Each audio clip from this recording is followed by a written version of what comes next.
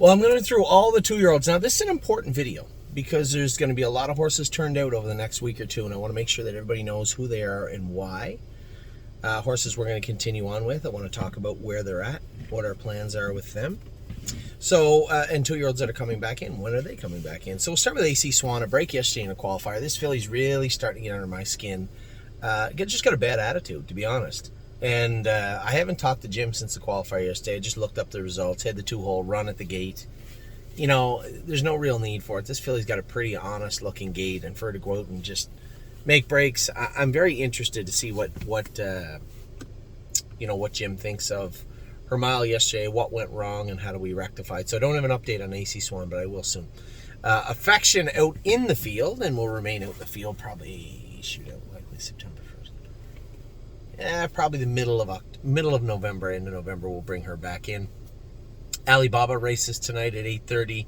Long odds tonight, must be a tougher crew tonight. But a filly that was in between 5 weeks in between real starts with the cancellations and everything else, I think she's bound to be a little bit better tonight. We'll see. Arson, big update on the opening video. I told you guys Arson is going to be racing in the A final, not the C final. A little tougher, but a shorter field, and the way he raced the other day, I think he's probably coming in as sharp as anybody and very capable, having one of the fastest miles of the year in Kentucky for 2-year-olds. Blanton's Blue goes out into the field. He's going to the field this week, coming off a win. There's just really nothing more for him. What are we going to do?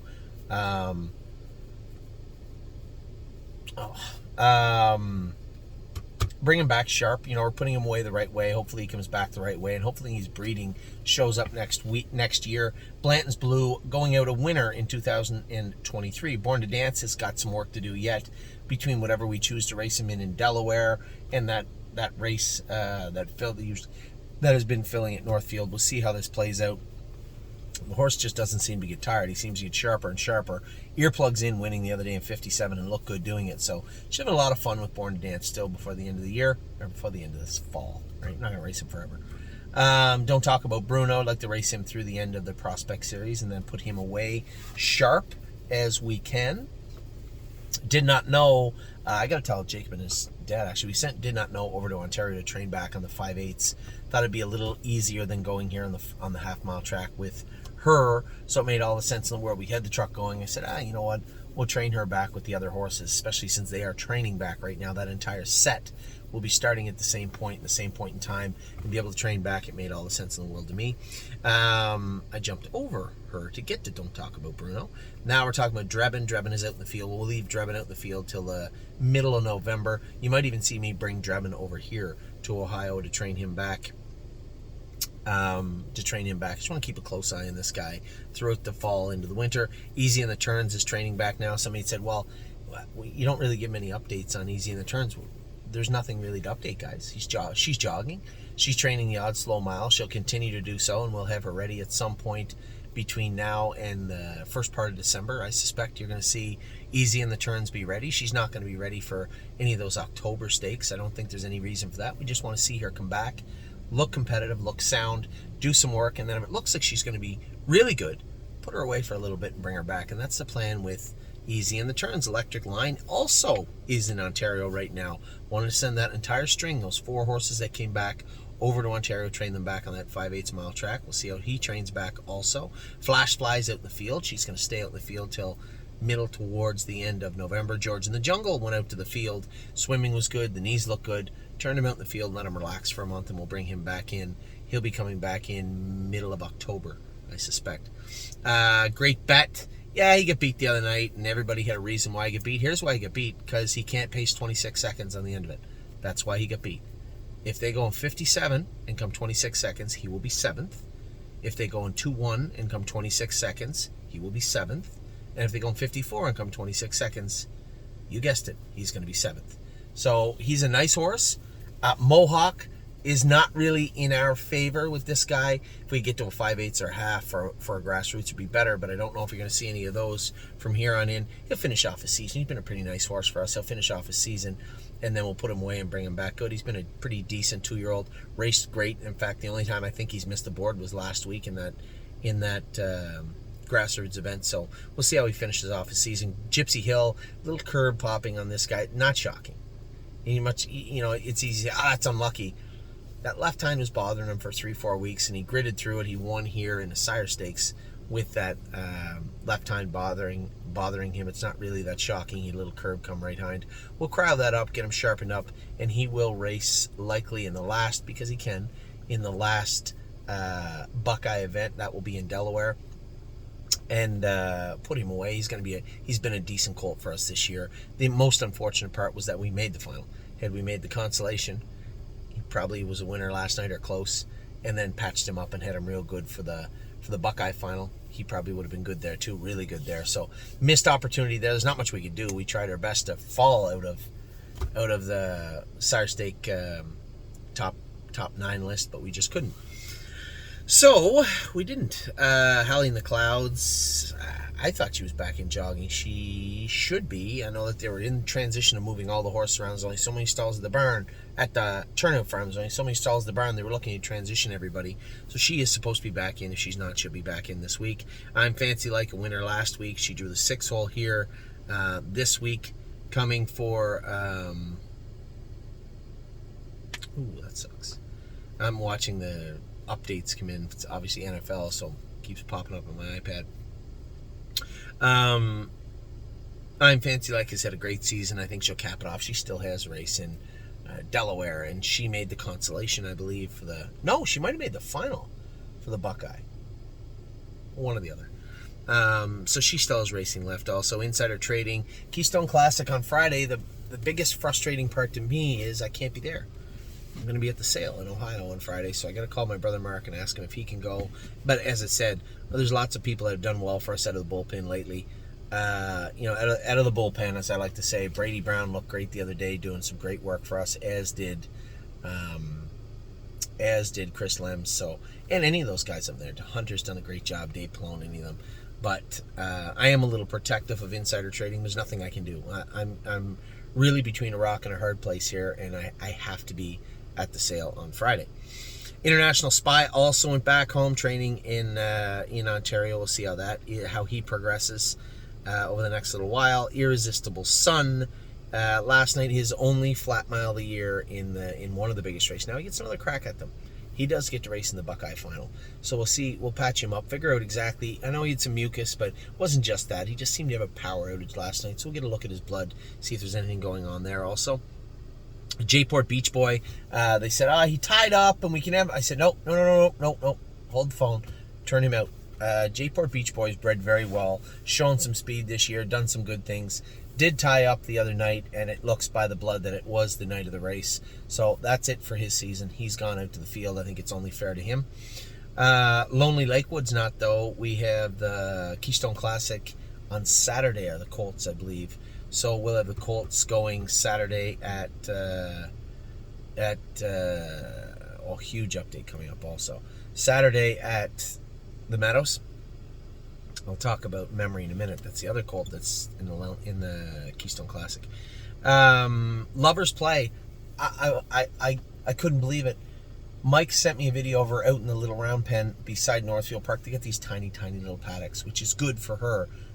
She was out running around. This affiliate couldn't walk 3 weeks ago. I was so shocked and happy at the same time to see her trotting. I couldn't believe it. And just very uplifting video, and it's only like 8 seconds. There's no point in sending it out, but I was floored. I was really, really happy. I can't wait to see her tomorrow. McPaisley's gone out to the field also. She's done for the season. No big deal. She's had a good season too. Not obviously, a number of these horses haven't had the seasons we wanted. Oh, that was me. Haven't had the seasons they wanted, but still had a good season. No, I have to talk to you a little bit, John. Mel Gibbs won a big mile the other night. Just got picked off again. How many times have we said this about Mel Gibbs won? This horse has made $80,000 this year, and every time he races, just got beat, just got picked off.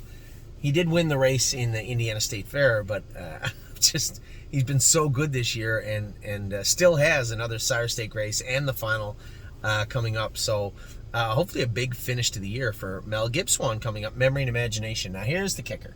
Memory and Imagination, no bruising, no swelling, No ulcer on his palate found. So what I would say in the final, directly attributed to that accident on the highway that he had, was an anomalous incident. Now, here's the kicker. We didn't get very good kick at the can in Pennsylvania, but there is a chance he can make the final in Kentucky still. You might say, well, Anthony, you run all the track. Not a lot of horses are going to enter the final. I think we have a good shot to make the final in Kentucky. Now we have to make a shoeing change in Kentucky. But here's the biggest problem. We would have to enter him in the Keystone Classic for next Saturday and enter him in the final in Kentucky, which I believe goes on Monday or Sunday. I think Monday. So we would literally have to scratch him out of Pennsylvania, pay a fine. I think it's like $500. So that's what we did for Time Is On My Side. And race him in Kentucky. Now, if we don't do that, we don't enter him in there's no guarantee he's getting in Kentucky. It's not a guarantee. It's a likelihood. It's a suspicion. And if we don't enter him in the Keystone Classic, we could have neither. And there's an argument, say, don't take him there. That's fine. No problem. I'm going to school him on Saturday. Or on Tuesday, either way. Now that's 4 days out. So I'll probably go a mile and 2.5 with 2.2, 2.5 with him. We'll see how he is. Because they enter Wednesday for both races.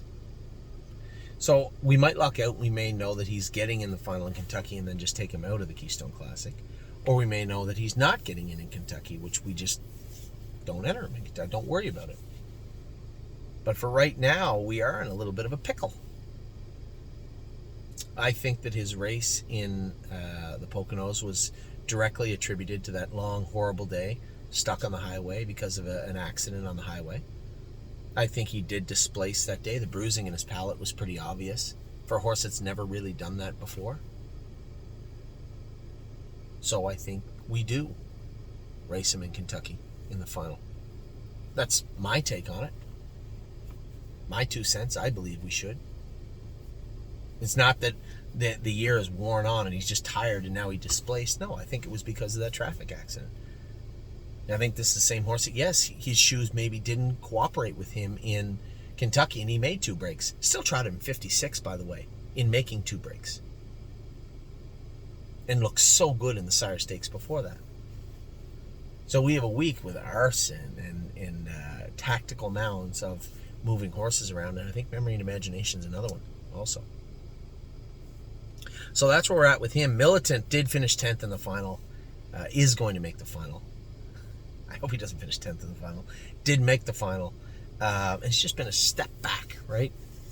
So we'll see how he is. If he races on the same day as Pickpocket and hopefully Memory and Imagination, then I'll drive him. Otherwise, I don't think I'll go down to Kentucky to drive Militant. Todd has got along well with him.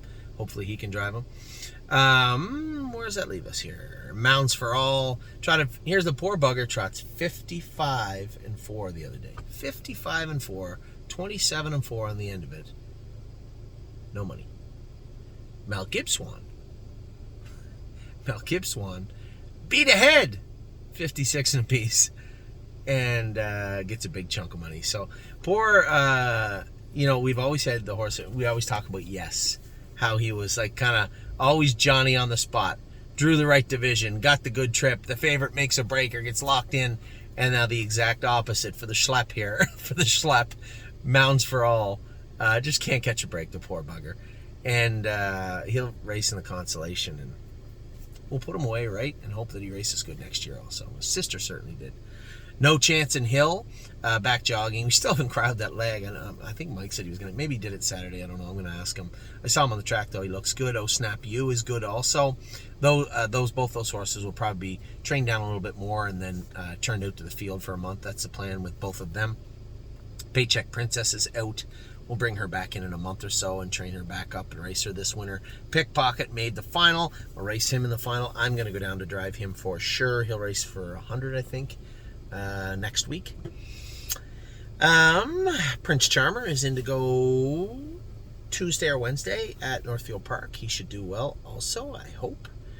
Pull the Shoes. I think we're going to pull the plug on Pull the Shoes. I don't want to race her in the Keystone Classic. I want to go out there and train. Like she doesn't belong racing against insider trading right now. So why would I race Pull the Shoes?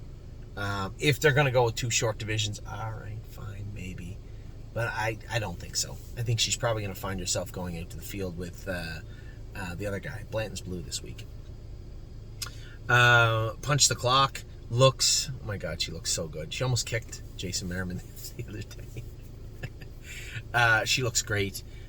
We have been shocking that area that was affected. She's sound. She's going in the aqua treadmill. And we'll continue to keep an eye on her. As I said to Mike, there is no rush. None. Probably when her the timeline that Dr. McKee had set out for her is up, we'll jog her for 2-3 weeks, make sure she's sound, which I assume she is, and then maybe kick her out for a little while also. She looks like $1,000,000. Purple People Eater did everything she wanted last night. For those of you who are my partners on her, don't hang your head. She did everything she could last night, and I certainly was not disappointed in her at all. I told you this would happen. You race horses, you punch punch outside your weight class, sometimes you get in trouble. And she did everything she could, snagged a bone, pulled in 15 grand last night, and raced as good as she could. And I'm going to tell you something. When she goes and races in the next Buckeye, because I believe she can, she's going to beat the shit out of them there too. In Jug Week, she is. That's what happens, right? So, she still got she can't race in the Buckeye final because she had to race in the Sire Stakes final. But I don't see any reason she can't race in the last Buckeye race. She raced in the last Buckeye. She didn't race in the last Sire Stakes, so she should be able to race in that race. So we'll see how that plays out. Ready for Landing is back in jogging now. That guy, I'm going to bring him back over here when he starts to train down. I want to get a real close look at her. My boy, Ready for Landing. Really Don't Care is in to go here Tuesday with the outside. She trained good on Saturday. We'll see how she races. Somebody asked me why she's still racing. That's a great question. I want to see how she feels with the hobbles on. I know she was beaten in Batavia, but I want to see how she feels. She does have a lot of big things left. And I could easily just say, just pull the plug. And I will if I have to. I guess Tuesday wasn't a necessity, but I do want to see a race. I want to see a race, and we'll see how she races on, I think it's Tuesday. Rito's Lady's training down now. Mario's going with her. He likes her. He says she's training good, so can't wait to see what she looks like. Royal Emeralds will remain out until December 1st. All the time in the world, no excuses. She'd want to come back better than she raced her last few starts. Seasons of Love, I don't know if she's in yet, but she should be coming back in soon, this filly. Get her back going towards the races. Sedona Hill, again, this is what happens when you can't catch the horses in front of you. Sometimes you just turn off, right? I don't want to play tonight. I'm not going to race. I'm not going to try and catch horses I can't catch. I'm done playing for the evening, and that's kind of the mentality some horses have. I can't blame them, right? You can't blame them for getting a little frustrated with speed. Sunset Acres Girl third. I think she got a couple of starts left. Somebody said, we should just turn her out. Absolutely not. Like, this is an okay filly racing against other okay fillies, and her career is going to be spent in Michigan. It's not like we're going to prep her for the Hambo Oaks next year. She's going to race the same as every other horse in her division until the division is over, and then she'll be turned out, and not a second before. I can't imagine Donnie has any interest in doing that, but I haven't heard anything. Sweeney is racing. Had to scratch him the other day. He was hot and blowing before the race. It's just really uncomfortable, colicky. So we scratched him. Haven't had a chance to really train him up tight, so he might be a little bit short coming up this week. Then, of course, per his usual, he drew the outside.